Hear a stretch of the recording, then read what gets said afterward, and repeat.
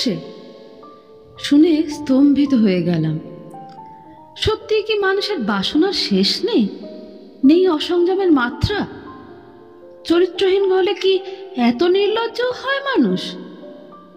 মনে মনে বয়সটার একটা মোটা হিসেব করে নিয়ে আন্দাজ করলাম রাখাল মামার বয়স প্রায় 70-এর কাছাকাছি। সেই রাখাল মামা এখনো! আশ্চর্য। বিদেশে থাকি, কালে কসমিনে কলকাতায় আসি, তাও সামান্য ছুটিতে। নিকটতম আত্মীয়দের খবর নিতেই সময় কুলিয়ে উঠতে পারি না। তা জ্যাঠতুতো পিস্তুতো রাখাল মামা এ যাবৎ বেঁচে পড়তে পৃথিবীর অন্ন ধ্বংসাচ্ছেন কিনা তাই জানতাম না। অন্য খবর তো দূরের কথা। রাখাল মামার ছেলে নিতুদা আজ মার কাছে দুঃখগাথা গাইতে এলো বলেই শুনলাম, আর শুনে স্তম্ভিত হয়ে গেলাম। ভাবলাম, চরিত্রহীন হলে কি এত নির্লজ্জ হয় মানুষ? বাল্যকাল থেকে শুনে এসেছি বটে রাখাল মামার স্বভাব চরিত্র ভালো নয়। বউ ছেলে সংসার সব থাকতেও না কি একটা উপসর্গ আছে তার, ইত্যাদি ইত্যাদি। আবার উপসর্গটি আর কোথাও নয়, দেশ ভিটেই। ঝড় বৃষ্টি বজ্রপাত যাই হোক, পৃথিবী উল্টে গেলেও তিনি যে রবিবারে দেশে যান সেটা ভিটের টানেও নয়, পিসিখুড়ির টানেও নয়, সেই লক্ষ্মী ছাড়া মাগির টানে। তখন আমরা বালক বলে যে আমাদের কান বাঁচিয়ে কোণে কথাবার্তা হতো এমন মনে পড়ে না। কাজেই তখনই আমরা জেনেছিলাম রাখাল মামা খারাপ লোক। কিন্তু সে কি এ যুগের কথা? এই যুগ যুগান্তর পরে আবার কিনা কানে এলো রাখাল মামা সেই লক্ষ্মী ছাড়া মাগির টানে? না, এখন বুড়ো বয়সে আর হপ্তায় যাওয়ার ক্লেশ সহ্য হয় না, তাই দেশের বাড়িতেই বসবাস করছেন রাখাল মামা। ছেলেরা কলকাতায় নিয়ে আসবার জন্য সহস্র সাধ্য সাধনা করছে, নড়িয়ে আনতে পারছে না তাকে। ছুতোর তো অভাব নেই রাখাল মামার, মাথা খুব পরিষ্কার। ছুতো হচ্ছে এই বয়সে আর কলকাতার ভাড়াটে বাড়িতে গুড়ের নাগরি ঠাসা হয়ে থাকতে পারবেন না তিনি। পাজি বদ নাতি নাতনিগুলোর দৌরাত্ম্য সব সহ্য করতে। সারাদিন বৌদির কলহ কচকচিও তার অসহ্য। তাছাড়া ছেলেদের প্রশ্ন করেছেন মামা, পারবে তোমরা আমার শরীর স্বাস্থ্য বজায় রাখতে যা দরকার তার যোগান দিতে? কি উত্তর দেবে ছেলেরা? হ্যাঁ পারবো বলবে কোন ভরসায়? বয়স হয়েছে বলে শরীর স্বাস্থ্য বজায় রাখতে যে রাখাল মামার অনেক কিছু চাই। চাই 1 সের করে খাঁটি দুধ, নিত্য ভাতের পাতে 6টা খানেক করে শরতলা গাওয়া ঘি, দুবেলা সদ্য মাঠ থেকে তোলা টাটকা শাক, পাতা ডাঁটা, প্রতিদিন তাজা চারাপোনার ঝোল আর বাটি ভর্তি চুনো মৌরলার টক। এছাড়া আর যাই হোক, এগুলো অবশ্যই চাই। এই রকম নিয়ম যত্নে থাকতে পারলে নাকি আরও 15-20 বছর হেসে খেলে হেঁটে ছুটে বেঁচে থাকতে পারেন রাখাল মামা।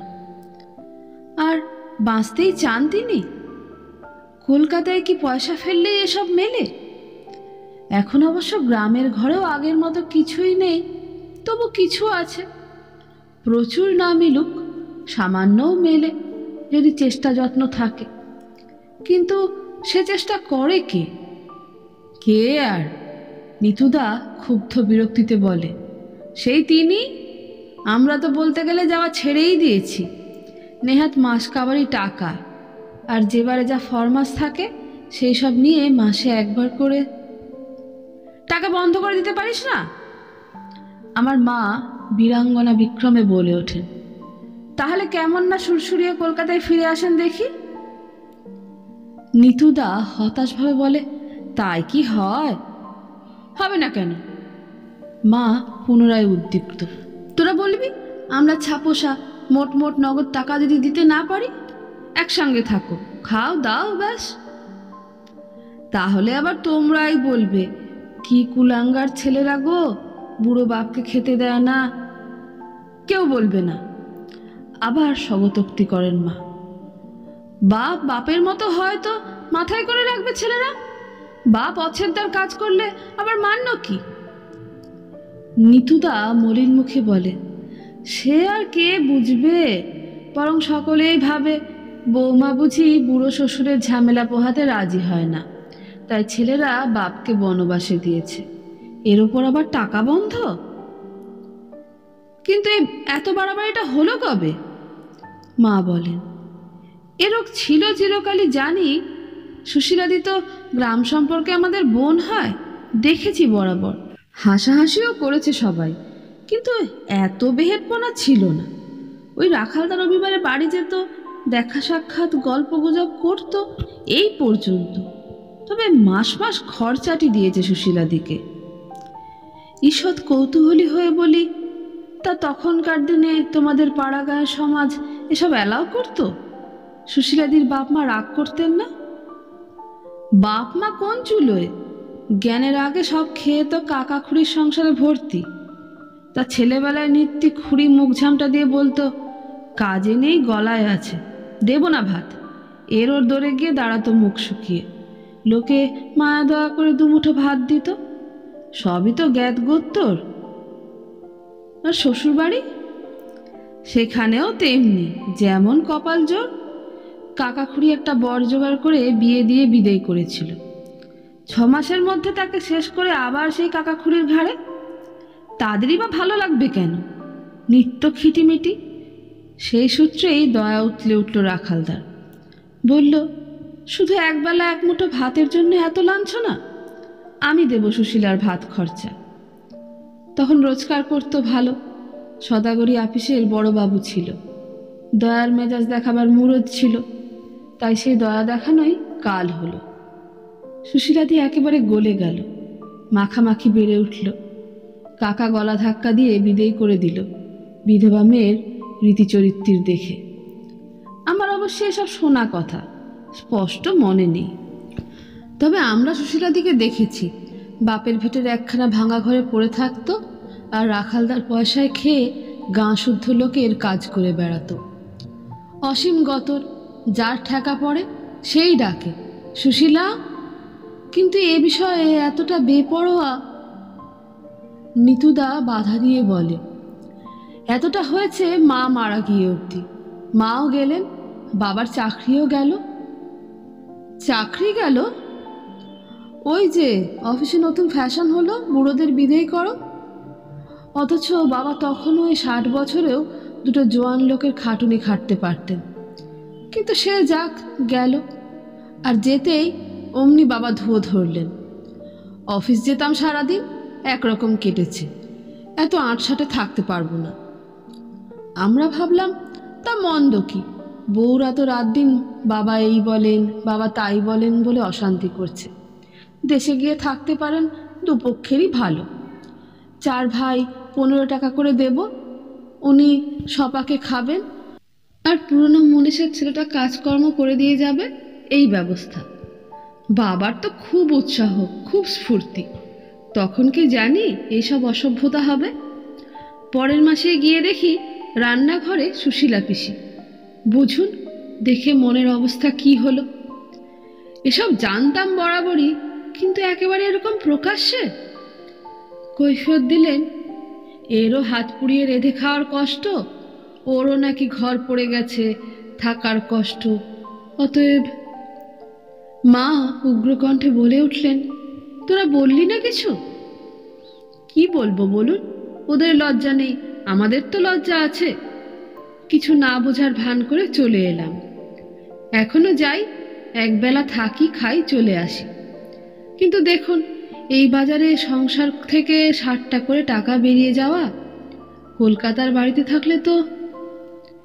বুঝলাম নিতুদার মূল ব্যথাটা কোথায়।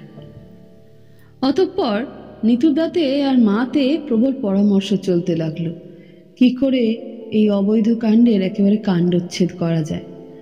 ব্যবস্থা হলো, মা একবার সরেজমিনে তদন্ত করতে যাবেন এবং সেই যত নষ্টের মূলকে যাচ্ছে তাই করে আর রাখাল মামাকে ধিক্কার দিয়ে বুঝিয়ে ছাড়বেন, সমাজের মধ্যে থেকে এসব অসামাজিকতা চলবে না। বলবেন, ওই পাপকে বিদায় না করলে ছেলেরা মাসোহারা বন্ধ করে দেবে। কেনই বা বন্ধ করবে না? তুমি বাপ হয়ে যদি দেশ গায়ে তাদের মুখ দেখানোর পথ বন্ধ করতে পারো, তাদের আর টাকা বন্ধের অপরাধ কোথায়? আমি বলি, তুমি আবার কেন পরের ব্যাপারে মাথা গলাতে যাবে মা? যে যা করছে করুক না, তোমার কি? মা ধিক্কারে আমাকে একবারে মাটিতে মিশিয়ে দিয়ে বলেন, তুই বলিস কি রে বলু? আমার কি? ভিটেটা আমার বাপ ঠাকুরদার নয়? সেখানে বসে যে যা করছে করবে? বেটা ছেলে বাইরে বাইরে যা করে করুক, ভিটে পাপ এনে তুলবে? লজ্জার মাথা খেয়ে বলে ফেলি, পাপের আর কি, বয়সের তো গাছ পাথর নেই বাবা। মা তাতে দমেন না, বলেন, থাম তুই বলু, বয়সের বিচার কি করছে ওরা? এখনো যখন এত তখন আর যাকগে, তুই পেটের ছেলে, কি আর বলবো। মোট কথা রাখালদাকে বুঝিয়ে আসবো, ভিটেয় বসে এত অনাচার চলবে না। লজ্জা নেই, ঘেন্না নেই, ছেলেদের সামনে মুখ তুলে দাঁড়াতে ভয় নেই, প্রবৃত্তিকে বলিহারি। শেষ পর্যন্ত আমার স্কন্ধে ভর করেই মার বারুইপুর যাত্রা। নিতুদা যাবেন না, এক্ষেত্রে ছেলেরা মুখোমুখি না হওয়াই ভালো। কি আর করা। তবে সত্যি বলতে কি, খুব অনিচ্ছা হচ্ছে না। আমারও কৌতূহল হচ্ছে সেই 70 বছরে প্রেমিক পুরুষটিকে দেখতে। দেখলাম, আর দেখেই প্রথমটায় মনে হলো, সত্যি চরিত্রহীন হলে কি এত নির্লজ্জ হয় মানুষ? সোজা সতেজ খাড়া দেহ, উজ্জ্বল মুখ চোখ, যেন প্রসন্নতার প্রতিমূর্তি। লজ্জা, কুণ্ঠা, দ্বিধা, সংকোচ কোনো কিছুর বালাই মাত্র নেই, একেবারে মুক্ত পুরুষ। মাকে দেখে ইয়ং ম্যানের মতো হৈ হৈ করে উঠলেন, আরে কে রে, বুলবুলি না? কি ব্যাপার, তুই কোথা থেকে? ইস, কতদিন পরে দেখা। বাপ ঠাকুরদার ভিটেটাকে তাহলে মনে আছে এখনো? কেউ আসে না বুঝলি বুলবুলি, কেউ আর দেশে আসে না, দেশ একেবারে কানা পড়ে আছে। মা তো এই মুহূর্তে বলতে পারতেন, কেন, তুমি তো রয়েছ, দেশ গ্রাম বংশ সব কিছুর মুখ উজ্জ্বল করে। অথবা এও বলতে পারতেন, লোকে আর আসবে কোন সুখে, তোমাদের মতো কুলোধ্বজারা যেখানে বসবাস করছে। বললে কাজ খানিকটা এগিয়ে থাকতো, কিন্তু বললেন না। জানি না বললেন না, না বলতে পারলেন না। বহুদিন বিস্মৃত বুলবুলি শব্দটা কানে গিয়ে গলাটা ভারী হয়ে এলো কিনা। মোট কথা, দেখতে পেলাম মা হেঁট হয়ে বেশ পরিপাটি করেই পায়ের ধুলো নিলেন রাখাল মামার। ততক্ষণে রাখাল মামা আর একবার হৈ হৈ করে উঠেছেন, ওরে সুশীলা, কি তোর ঘোড়ার ডিমের কাজ নিয়ে রান্নাঘরে বসে আছিস? বেরিয়ে এসে দেখ রে কে এসেছে। বুলবুলি, আমাদের সেজো কাকার মেয়ে বুলবুলি। কি একখানা গিন্নি বান্নি হয়ে গেছে। হ্যাঁ রে, এইটে বুঝি তোর বড় ছেলে? সেই এতটুকুনটি দেখেছিলাম, কাজকর্ম কি করে ছেলে? উত্তরের অপেক্ষা না করেই গড়গড় করে প্রশ্ন করে যান রাখাল মামা, আর যেন ছুটোছুটি করতে থাকেন। খুশিটা যে যথার্থ আন্তরিক তা বোঝা যায় ওর অস্থিরতায়। আবার হাঁক পাড়েন, সুশীলা, কানের মাথা খেয়েছিস নাকি? ততক্ষণে সুশীলা এসে দাঁড়িয়েছে। এই সুশীলা? অবাক হয়ে তাকিয়ে থাকি। এর জন্য একটা মানুষ যুগ যুগান্ত কাল ধরে সংসারে অশান্তি এনেছে, সমাজে বদনাম কিনেছে, অর্থ সামর্থ্য ব্যয় করেছে, আর জীবনের শেষ ঘাটে এসেও ছেলে মেয়ে আত্মীয় প্রতিবেশী সকলের কাছে হেয় হচ্ছে। কালো রোগা ঢ্যাঙা এক বুড়ি, চুলগুলো ছাঁটা, সামনের দাঁত দুটো পড়া। সেই দাঁত পড়া মুখে একটু হেসে মাকে সম্ভাষণ করলেন, তুই তো ছেলের কাছে বিদেশে থাকিস তাই না? এলি কবে? ও মা, এইটাই বুঝি ছেলে? বিলু না কি যেন ডাক নাম ছিল ছোটবেলায়? বিলু নয়, বলু। বাবা, এত তোমার মনে আছে সুশীলাদি? বলে দিব্যি অম্লান বদনে যে পাপকে ঝেঁটিয়ে বিদেয় করবার দৃঢ় সংকল্প নিয়ে হানা দিয়েছেন, সেই পাপের চরণে প্রাণপাত করলেন মা। থাক থাক, হয়েছে, আয় বস, থাকবি তো কিছুদিন? না, আর থাকবো আর কি করে, মা আক্ষেপ করেন। ছেলের তো বোনাদিনের ছুটি। আরও কিছু হয়তো বলতেন মা, কিন্তু ততক্ষণে রাখাল মামা তাড়া দিয়ে উঠেছেন। আচ্ছা আচ্ছা, ওসব কথা পরে হবে, আগে ওদের হাত মুখ ধোবার ব্যবস্থা করে দে দেখি। গল্প একবার জুড়লে তো রক্ষে নেই। বুঝলি বুলবুলি, তোর এই সুশীলাদিটি আজ আর তোকে রাতে ঘুমোতে দিয়েছে। দেখবি তোকে গাঁয়ের এই 30 বছরের ঘটনা কাহিনীর পরিচয় দেবে বসে বসে। জানেও তো সকলের নারী নক্ষত্র। অতঃপর অতিথি সৎকারে তৎপর হয়ে উঠলেন রাখাল মামা। কোনো বারণ মানলেন না। প্রচণ্ড রোদ্দুরে নিজে গেলেন মিষ্টি আনতে। কোথায় কোন জেলেনিকে বলে এলেন যে করে হোক একটু মাছ জোগাড় করে নিয়ে আসতে। আর এসে অনবরত সুশীলাকে তাড়া দিতে লাগলেন। তোর হলো? দুটো মানুষের রান্না করতে তুই যে বুড়ো হয়ে গেলি রে সুশীলা। আমরা যত ব্যস্ত হতে বারণ করি, রাখাল মামা ততই আরও বেশি ব্যস্ত হয়ে ওঠেন। এ কি ঘুষ না অভিনয়? কিন্তু মার ব্যাপারটা কি? সেও কি অভিনয়? দেখছি আর অবাক হয়ে যাচ্ছি। আর মজায় একবারও আমার দিকে দৃষ্টিপাত করছেন না মা। শুনতে পাচ্ছি রান্নাঘরে গল্পের স্রোত বইছে। সেই 30 বছরের ইতিহাস আওড়ানো হচ্ছে বোধহয়। কত অজস্র নাম কানে আসছে। ভাবছি কি আশ্চর্য, এই দীর্ঘকাল ভারতবর্ষের আরেক প্রান্তে কাটিয়েও মা বারুইপুরের প্রত্যেকটি মানুষকে মনের মধ্যে সংরক্ষিত করে এসেছেন। 30 বছরের মধ্যে অবশ্য আমি না এলেও মা একাধবার এসেছেন। সেই কথারই উল্লেখ শুনছি মার কণ্ঠে। সেবারে যখন এসেছিলাম, সুশীলাদি মা গো মা, বাড়ি দেখে যেন কান্না পেয়েছিল। উঠোন ভর্তি আগাছা, দেওয়ালের বাড়ির চাপড়া খসে খসে পড়ছে, আর ইঁদুর ছুঁচোর উৎপাতে ঘর দালান একেবারে তছনছ। রান্নাঘরে উনুন দুটো ভেঙে হুমড়ে পড়ে আছে, তুলসী মঞ্চের গাছটা শুকিয়ে কাঠ। মা গো মা, সে কি দৃশ্য! এবারে এসে যেন চোখ জুড়োলো। সেই পুরনো বাড়ি এখন যেন পড়লে সিঁদুর উঠছে। চিরকালের খাটিয়ে মেয়ে তুমি। সুশীলাদি কি কোনো মন্ত্র জানেন? বশীকরণ মন্ত্র। আর সেই মন্ত্রের জোরেই রাখাল মামাকে। কিন্তু রাখাল মামা মন্ত্রের গুণের কথা বলেন না, বলেন হাতের গুণের কথা। আমাকে কাছে নিয়ে খেতে বসেন।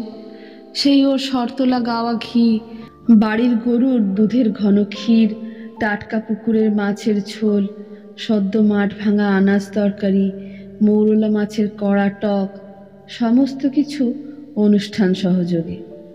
আর আমার চাইতে 3 গুণ বেশি অন্নব্যঞ্জন পার করে হাত চাটতে চাটতে প্রসন্ন মুখে সামনে বসে থাকা ছোট বোনের দিকে তাকিয়ে বলেন, হাতের গুণে বুঝলি বুলবুলি, সুশীলার হাতের গুণে নোটে শাকও বাহবার হয়ে ওঠে। যা রাঁধে তাই যেন অমৃত। ওর হাতের রান্না খেলে রুগীর রোগ সারে, পরমায়ু বাড়ে। এই দেখ না, আমার যে 68 বছর বয়স পার হতে চলল, দেখে বুঝতে পারছিস? মা হাসেন। তা বোঝা যায় না বটে। রাখাল মামা সহোৎসাহে বলেন, তাই তো বাড়িঘর ভালো করে সারিয়ে নিয়েছি। বেউজোরে আরও 10 বছর বেঁচে থাকবো আমি, দেখে নিস। রাখাল মামার বাঁচার এত বাসনা কেন? মনে হচ্ছে এই বাসনার জোরেই সত্যিই হয়তো আরও অনেক দিন বেঁচে থাকবেন রাখাল মামা। কিন্তু কিছুতেই কেন লোকটাকে পাপী, বদ, অসৎ চরিত্র, অপবিত্র মনে হচ্ছে না। মনে করতে চেষ্টা করেও না। মারও কি একই অবস্থা? তাই তিনি রাখাল মামার কথার উত্তরে সহাস্যে বলেন, আমাকে আর দেখতে বলো না বর্দা, দেখি তো সেই ওপর থেকে দেখব। তোদের মেয়ে মানুষদের ওই এক কথা, সব শেয়ালের এক রাগ। বেঁচে দরকার নেই, বেঁচে কাজ নেই। কেন রে বাপু?